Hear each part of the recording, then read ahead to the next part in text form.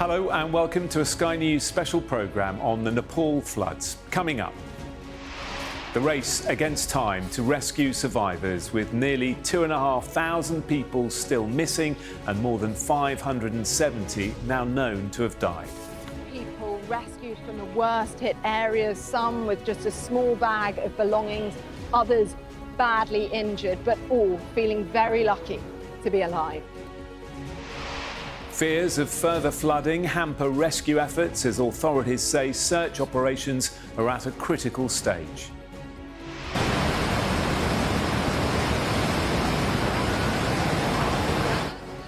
Among the devastation, stories of survival as extraordinary footage of the disaster shows the sheer power of the floods. 33 British nationals are still unaccounted for in the region. We'll hear from their friends and family back in the UK, desperately waiting for news. I think it's just the helplessness at the moment is difficult, because sitting here we don't have much, we can't do much, to be honest. So I think it's just, hopefully we're here soon. Coming up, we'll have the latest from on the ground in the region, with 100,000 people thought to have been affected by the floods.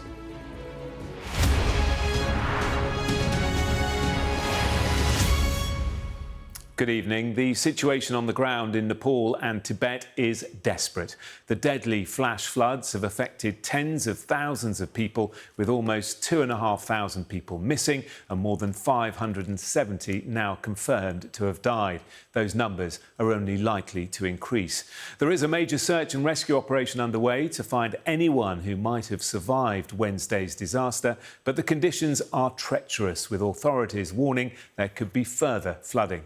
Coming up, we'll hear from some of the Brits desperately waiting and hoping to hear from missing friends and family. But first, to one of the worst affected areas, the Nuwakot district. From there, our Asia correspondent Cordelia Lynch reports from a barracks where Nepal's army is leading the search for survivors.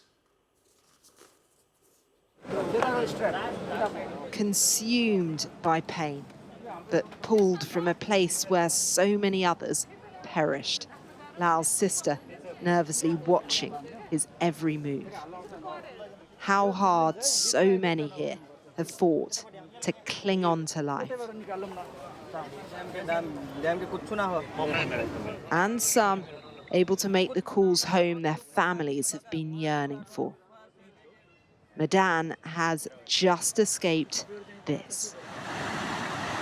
An apocalyptic torrent filmed at the hydroelectric power station where he was working. Did you think you might die? अब मलाई देख्दाखेरि त अनि fill त भइहाल्छ नि त्यस्तो देख्दाखेरि अब तपाईको न यता आउनु न उता जाने बाटो छ जहाँ छ त्यही कोठै बस्नु पर्यो. On the very edge of an otherworldly avalanche. 300 metre माथि अग्लो भएर आयो तल खोलाको लेभल भाबी 300 मिटर माथिबाट आउँदाखेरि म चाहिँ अलि माथि थिएँ काम गर्ने तल थिएँ अनि हामीसँग तल भएको मान्छे सबै गयो म साथ आउने चाहिँ 7 जना. With roads destroyed and bridges collapsed, getting to the isolated areas can only happen by air. This is what we're seeing, the steady stream of people rescued from the worst hit areas, some with just a small bag of belongings, others badly injured, but all feeling very lucky to be alive. Mines still forming, exposed to the stuff of nightmares. Entawati says 3,000 people in her village were swept away.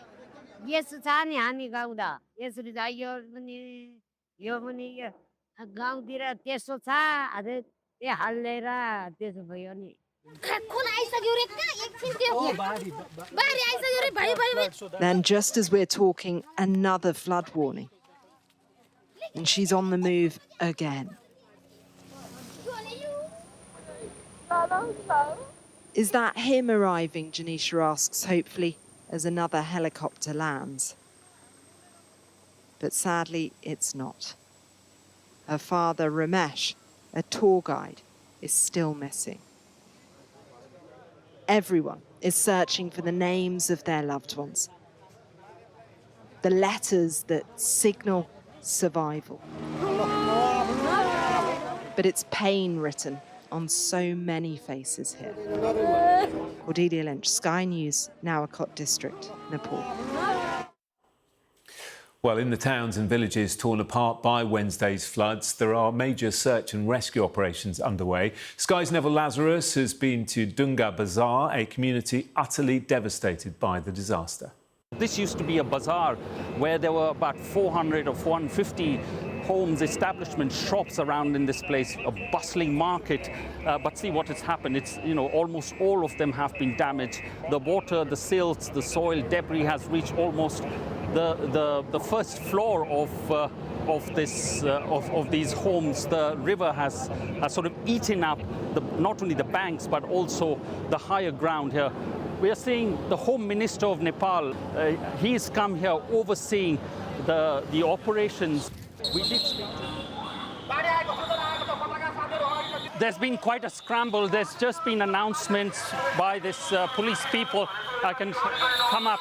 He is announcing that there is information of the floods coming this side. So they are evacuating everyone. Even the workers have been moved out from this area. A lot of confusion. People are really anxious, are very scared of what might come. There has been information earlier on that from upstream there is a blockage that could break any time and could cause another flood. But there is a lot of anxiousness, and we can see the authorities making announcements, getting people out from this place. This has been the worst hit, and now they're not taking any chances. Neville joins us now from Kathmandu. Clearly, conditions very difficult for the rescue teams, but every second counts, doesn't it, now in the search for survivors? Yes, absolutely, Jonathan. It is every sort of minute, every hour, the tragedy is unfolding before our eyes.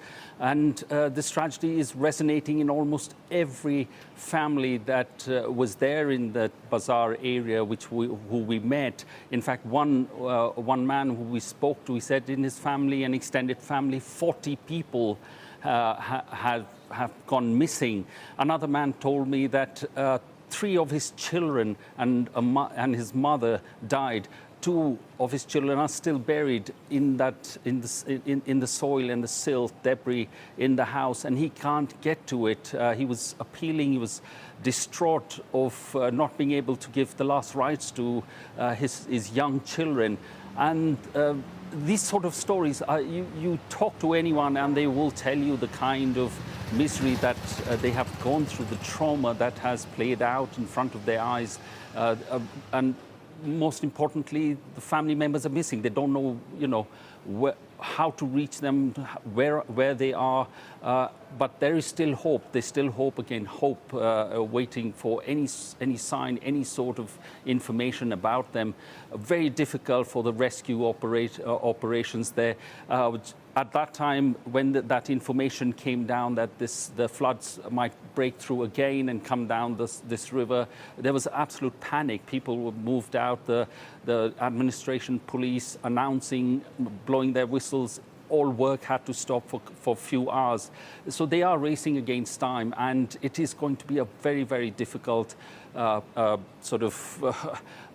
thing for them to try and move all that soil, that debris from just that area of the bazaar, which is a road leading right down to north, which joins the highway to the Nepal-China border, where most of the deaths have taken place. Now, we did see the Home Minister himself come there and overlook the operations at this juncture, but it is an overwhelming task for rescue operations and to search for survivors in there, but they are trying their best. But it is going to be woefully inadequate and unimaginable tragedy to the families there.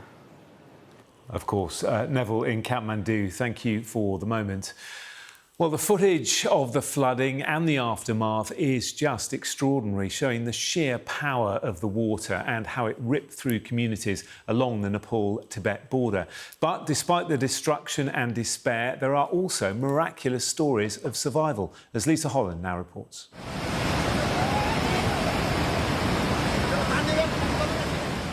The unrelenting flood of water barrels past this family's home as they huddle powerlessly on a balcony. New footage from Nepal paints a vivid picture of what it was like for those living in the path of the collapsed glacier. The family can only watch as their house is pummeled, their neighbours' homes gone, their community enveloped. Debris and cars float past them. Miraculously, the house was left standing. Amongst such devastation, rescue operations are perilous. A quagmire of mud-like treacle to wade through to offer a precious hand of survival. Literally being hauled to safety, this is one of the hundreds of workers trapped inside a hydropower tunnel. But 2 days on comes the haunting prospect of another onslaught from Mother Nature.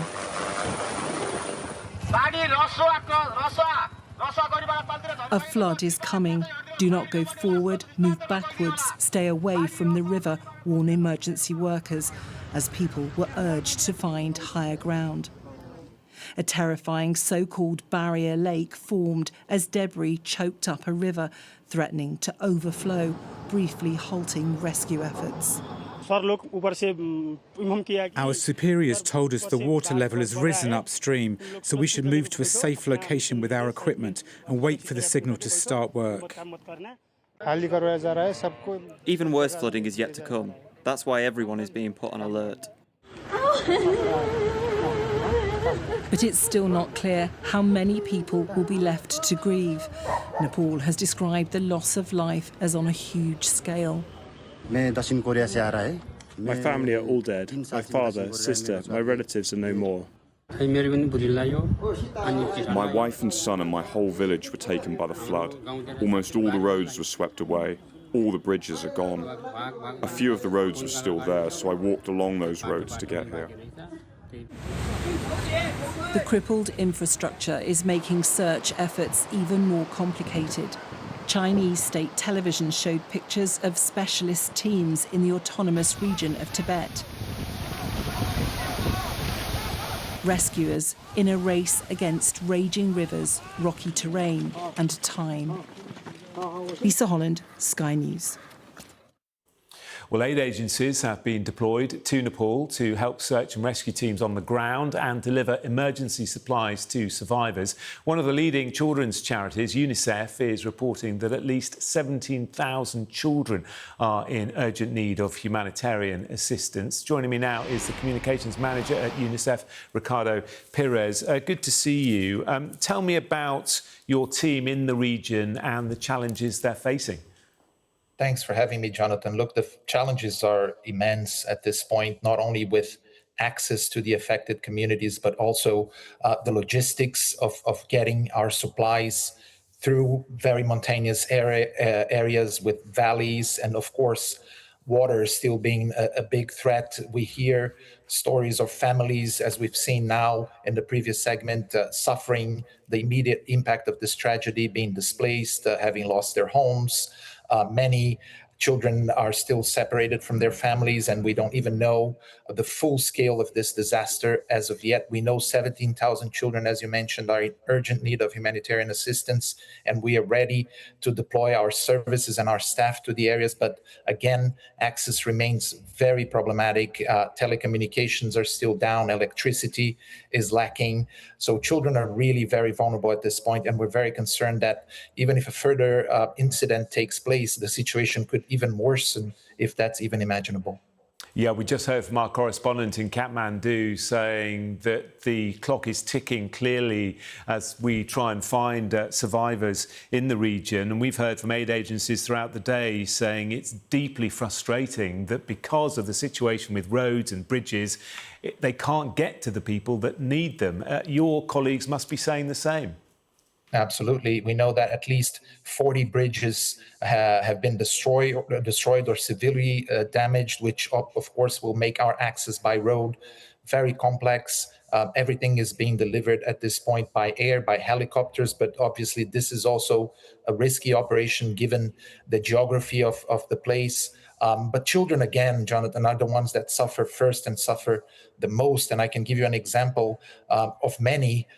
When our rapid response mission reached Nuwakot yesterday, we managed to speak to many families, including one of a 13-year-old girl that when the warnings came that the floods were coming to her community, her mom handed her 3-year-old brother and a little bit of money and said, "Run for your life, run to the mountains, go uphill into the forest and wait there until there's safety." So she fled literally for her life with the responsibility of her 3-year-old, that's a 13-year-old girl, having to grow up very quickly in a matter of minutes. And while she was going up, she saw her house being swept away. She managed to reunite with her parents later. Luckily, they all survived. But again, their challenge is just beginning. The hardship will continue because they lost everything at this point. And this is just one of many stories, Jonathan, that will continue to arise.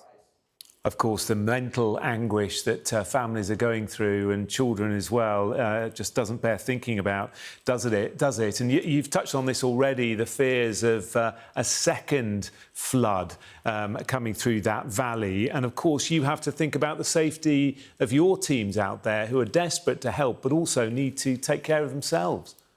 Absolutely, and that's the instruction at this point, that we need to think of the safety of the humanitarian workers on the ground, because if we lose them, we're going to have a much bigger problem in trying to respond to this escalating crisis.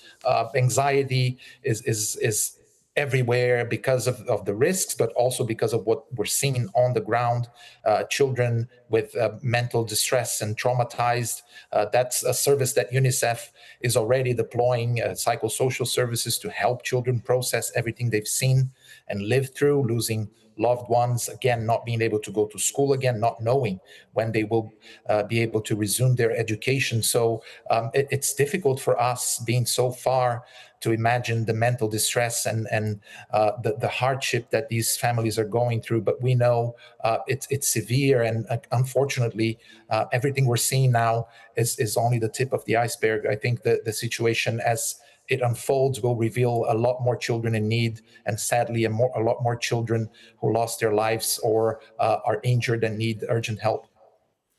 Are you managing to coordinate with the local authorities, with the government in Nepal, or are they simply too overwhelmed at the moment? Are you having to work unilaterally? I think it's fair to say we're all very overwhelmed at this point, Jonathan, but we have been able to work with the government of Nepal from the onset.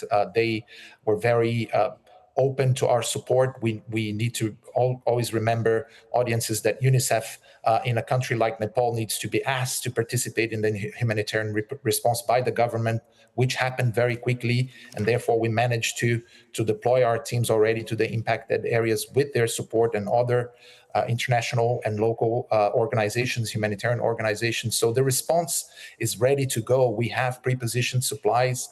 We have more being shipped from our warehouses in Copenhagen. But again, without access, without safe access, we can't respond. And again, the clock is ticking and children are in desperate need. And just finally, hospitals in the region, are they able to cope? Do they have the resources they need when survivors eventually do get to them? No, we're at the very high risk point of this crisis. We know hospitals have been partially or completely destroyed in these communities. There aren't many health facilities that were there already operating and serving the communities. And now, after this disaster, they're even more depleted. So again, when children need health services the most, the hospitals, the local health workers are not being able to support, either because they are dealing with the tragedy themselves or because the infrastructure and the medical supplies are just not there to help. So that is indeed one of the big concerns. And UNICEF, with our partners, are already pre-positioning and shipping health supplies so it can reach these communities as soon as possible. But access at this point, I must insist, is very complex, Jonathan. Yeah, it's something we've been hearing a lot today. Well, we hope your teams can get to those children and families who need your help as soon as possible. Ricardo Perez from UNICEF, thank you for the moment. Thank you. Well, as we've been hearing, rescue efforts in the region are being hampered by the possibility of more flooding. Authorities are currently monitoring an overflowing lake after it burst its banks, with fears it could send more torrents of water down the valley. Our science and technology editor, Tom Clark, has more. This phone footage from an adjacent valley is giving us the clearest view yet of the collapse that caused this catastrophe. A colossal landslide beneath a towering Himalayan glacier. And 2 days after, its impact is threatening more potential floods as barrier lakes form in the scarred valley below. Along the route of the flood through Nepal's Rasuwa district, debris has dammed rivers and destabilised slopes. Of immediate concern, the area close to the collapsed glacier. One lake has formed adjacent to the collapse, another a few kilometres further downstream. The latest satellite imagery shows, following the collapse, the first lake building behind a dam of soil and rock, the second forming behind debris carried further down the valley by the flood. This drone footage was taken by Chinese authorities concerned the debris dam might collapse. It's estimated to hold 2.5 million cubic metres of water, more than twice the volume of Wembley Stadium. Word of the threat prompted an immediate evacuation downstream, but authorities have since decided the risk is manageable for now. But after Wednesday's catastrophe, you can appreciate their anxiety. It's been estimated water surging down the high valley reached 500 metres up its side. By the time it got to China's Keirong border crossing, the wall of water may have been 80 to 100 metres tall, towering over the 30-metre customs building. The latest footage revealing nothing but its foundations remaining. Theories too are emerging about just how so much water was released by the glacier collapse. One idea is that the ice above the colossal landslide was what's called a polythermal glacier, frozen solid on the outside and the edges, but liquid within. And when the front of it broke off, it released millennia's worth of water down into the steep valley, one that's now crowded with settlements, infrastructure, and thousands of people unaware of the danger above. Tom Clark, Sky News. Well, some breaking news this hour. We're hearing that the UK has now deployed a rapid response team to Nepal to support British nationals in the region affected by the floods. It comes after the government promised a £5 million support package to help with search and rescue efforts after the disaster. This is a devastating and deeply worrying time for the families, and obviously our teams here in this centre and in Kathmandu and Beijing are obviously in close contact with families, and that team is going out to the region to support families that may choose to travel out. But the number that's been reported of 33 is certainly the information that we've had from the Nepal government that's public, but obviously these figures may fluctuate. This is a very, very complex situation, very remote areas, and you'll have seen the scale of the devastation. We're in close contact as well with the tour operators. There are a number of tours operating, those on religious pilgrimages, those trekking in the region. But we know this is going to be a deeply devastating and difficult time, and the job of our teams will be to try and work with those families to get them the information they need in their hour of need.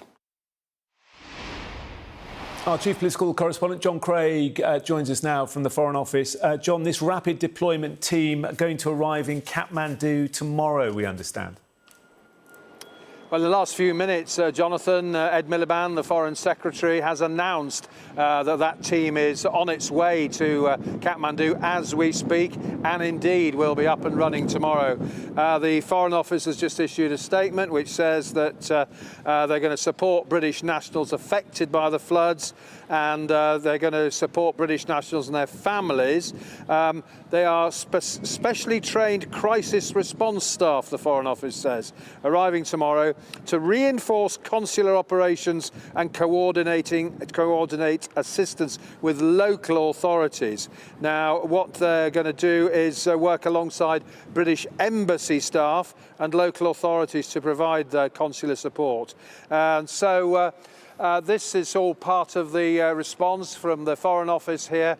I spent an hour or so in the crisis centre downstairs in the Foreign Office today. I spoke to Stephen Doughty, who we've just heard from while I was there. The teams there are working round the clock. The evening team will be on now, and that's been set up to coordinate response, consular help and so on, all sorts of other help. And indeed, there is a rapid deployment unit there down in that crisis centre as well. When I spoke to Mr. Doughty, he said on deploying a further rapid deployment team today, he said, it's particularly to support British families who might be travelling out, desperately worried for their family and friends. Now, by travelling out, I think he means travelling from the UK over to the disaster zone to try and locate their families. Now, as part of the diplomatic efforts, Mr. Doughty told me he's been speaking to the United Nations Relief Chief, that's a man called Tom Fletcher, about how the British effort can best respond. And obviously the government has already pledged, as Mr. Doughty and the Foreign Secretary said, £5 million. That was announced by the Prime Minister. Now, in terms of whether that sum is going to increase, there is quite a strong possibility that it will. It has been criticised, 5 million, wholly inadequate, some say, but Mr. Doughty was saying that let's not get ahead of ourselves, and also that there is likely to be some further, depending on how things pan out, likely to be some further cash coming. Now, another thing he told me about was that he had a meeting today with the acting Nepalese ambassador here in the UK, and indeed some Nepalese community groups and some of the families affected. So this is where the government is masterminding its response, a crisis centre specially set up downstairs. Just one further point, I asked him about criticism from Sir Ed Davey, the Liberal Democrat leader, about cuts in spending on overseas aid. He insisted there was already enough cash, that wouldn't be a problem, but there will be plenty of members of Parliament who say that the cuts in overseas aid made by the government to boost defence spending will not have helped in this relief effort being masterminded here. Thanks, John. Well, 10 of the UK nationals missing were on a pilgrimage together on the Nepal-Tibet border when the flash flooding hit. Sky's Amelia Harper has been speaking to some of their friends and family and joins me now from a South London community centre. A desperate wait for news then, Amelia. What have you heard from those who've got relatives in the region? Jonathan, it has frankly been awful for people inside this building behind me. This is the South London Sanatan Mandir and Community Centre here in Croydon, and I have been speaking to members of the British Hindu community, and what has happened, Jonathan, is that 16 members of this community, they all attended this temple behind me, went on a pilgrimage to Mount Kailash in China. And very sadly, all of them are missing. It was being led by 64-year-old Nabi Nandan Das, who is a Hindu priest and a very, very important community leader here. 10 of that group are British nationals, which of course is nearly 1/3 of those who are currently unaccounted for. And as you say, I have been speaking to people here today. They do their twice daily prayers. It's normally a time for peace and reflection, but it's taken on a whole new meaning, one of anxiety and worry. And one particular worry is coming from 22-year-old Prajval Haldia. Both of his parents are missing. He is just aged 22. His parents are called Pavan and Kavita Haldia. I asked him to tell me about his parents. They're from Bromley. They've been there for a while now, and they were very excited to go on this journey to Mount Kailash. They left last Thursday, and yeah, just hoping for some good news soon. You don't know where they are? No, as much as anyone on the news really. Like we last we last knew that they were somewhere near the border and have no contact since then. Tell me about your parents. And they were looking forward to this tour, this pilgrimage? My mom's wanted to go ever since she read about it in a school textbook like years ago. And recently, after COVID, they were really keen on doing it, so they've been spending some time planning it. They were going on a lot of practice hikes every weekend, taking me along, and yeah, that's. How are you feeling? Just obviously very, very upset, and I'm just hoping for some good news. I think that's the main thing that we're looking for, news from anywhere, any information. I think it's the complete lack of information that has made us very anxious and very worried. So just some information from anywhere will help us to calm down a little bit. It's a very, I think, stressful time, very busy as well. So what would you want to say to them right now? That they mean the world. I don't think you say that enough when you're in front of your parents necessarily, but just that they mean everything to me, and I hope to see them soon. Are you okay? Yeah. Sorry. Yeah. What does it feel like right now? I think it's just the helplessness at the moment is difficult, because sitting here we don't have much, we can't do much, to be honest. So I think it's just, yeah, hopefully we're here soon, and yeah, staying positive. It was really hard to conduct that interview. He was clearly in a very difficult place, and we all really, really felt for him. He is currently getting support from all the community here, and I spoke to Sachin, Bagla, and he is a volunteer here. He also runs some of the management, and this is what he had to tell me. He's desperately trying to keep everybody's spirits up. It is, it's very hard. Since I came to know about this first on Wednesday morning, seeing it in the news didn't immediately hit home the point, but the moment the phone calls started coming from the families of the 16 devotees who are on this pilgrimage from our temple community, that's when I realized what had really happened. And since then it hasn't stopped. Every family is looking for information about their loved ones, and these 16 members are a very integral part of this Hindu temple community. I just cannot accept why this is happening. And I'm praying constantly, praying intensely to God that please keep them safe wherever they are. Please look after.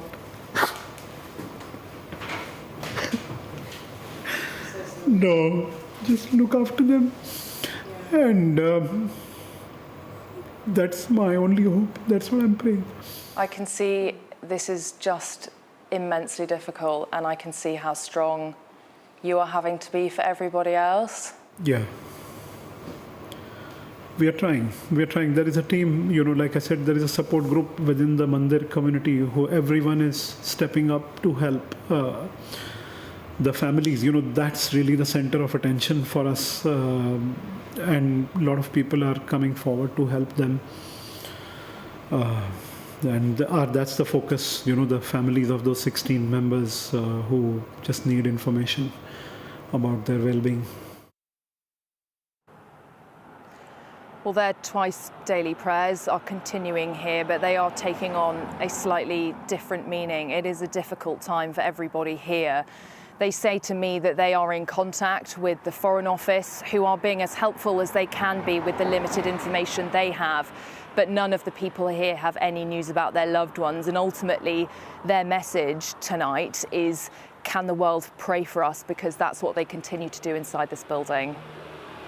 Just heartbreaking. Thank you, Amelia. Amelia Harper there on the desperate wait for news. Now, authorities in China have warned that rescue operations have now reached a critical stage. Our Asia correspondent, Helen Ann Smith, has the latest on the perilous search efforts in Tibet. So the events of the last couple of hours here show just how nervous the authorities and the rescue teams are, and I think give a real sense of just how treacherous this whole operation remains. It was actually earlier this afternoon, local time, a report on CCTV, which is China's state TV station, said that rescue efforts had been suspended. And the reason, apparently, that they'd been suspended is that there was this huge concern about this barrier lake that had formed. A barrier lake is really where debris from a previous landslide sort of causes a temporary collection of water, if you like. But it was absolutely huge, about 800 Olympic swimming pools worth. And there were reports that there was overflow on that lake, and of course that caused incredible alarm. There was a temporary suspension of the rescue efforts, although that has now been resumed. Authorities saying that the water levels in that barrier lake have dropped a little. But look, I think it's still such an indication of just how precarious this whole situation remains. That barrier lake absolutely is still there, and it's still raining, apparently, in that part of China at the moment, in that part of Tibet. So real concern that although efforts continuing for now, that things are really treacherous, really precarious. And imagine if you were a family member of one of the many, many hundreds still missing, hearing that rescue efforts were suspended even for a short time. Must have just been absolutely terrifying, really. People, I'm sure, still clinging on to hope that their missing loved ones might have somehow miraculously survived that first wave. We should just remind ourselves how tricky it is to ascertain exactly what's happening in Tibet. We can't go there as foreign journalists. It is a really tightly controlled area, and actually the region of Tibet where this disaster struck is even more tightly controlled than the broader Tibet region anyway. There are some Chinese journalists who are able to get down there, but even their progress, according to reports, is incredibly hampered by the conditions, the fact that many roads have been washed away, the fact that signal and connection is very bad. So what we're hearing is really very piecemeal and very difficult. The part of Tibet where this happened is seriously, seriously remote. It is hundreds of miles away from the provincial capital of Lhasa. Incredibly steep mountains, narrow valleys. It is still raining. There is nowhere for the helicopters to land. Apparently the mud is 5 meters deep. So incredibly complicated for rescuers, and of course the agonising wait for many hundreds of families continues. Helen Ann Smith reporting for us from Beijing. Well, on the ground, it's a frantic race to get aid to those in need and to treat anyone who's been hurt. I've been speaking to Ahmed Shamari from Project Hope. He's in Kathmandu, and he told me aid teams are still struggling to reach some of the worst affected areas. Project Hope team is here in Nepal responding to the deadly landslide and flooding. So currently we are doing rapid assessment to identify the most in need gap in terms of health and humanitarian needs. So this is our main attention so far. And of course, the conditions, as we've been seeing, incredibly difficult. What sort of challenges has that thrown up? So always the challenge is the access. So it's one of the major concerns for us. When the road and the infrastructure are affected, reaching the communities become much more difficult. So currently we've been here almost 3 days. We're trying to reach the most affected area, and we've been kind of blocked by the authorities because it's the priority for the rescue teams. So how do you deal with that situation when roads have been washed away, bridges have been destroyed? If you can't get access to helicopters, how do you get to carry out your work? So first of all, always we are trying to do the assessment so we can measure the scale up for the needs in our mission.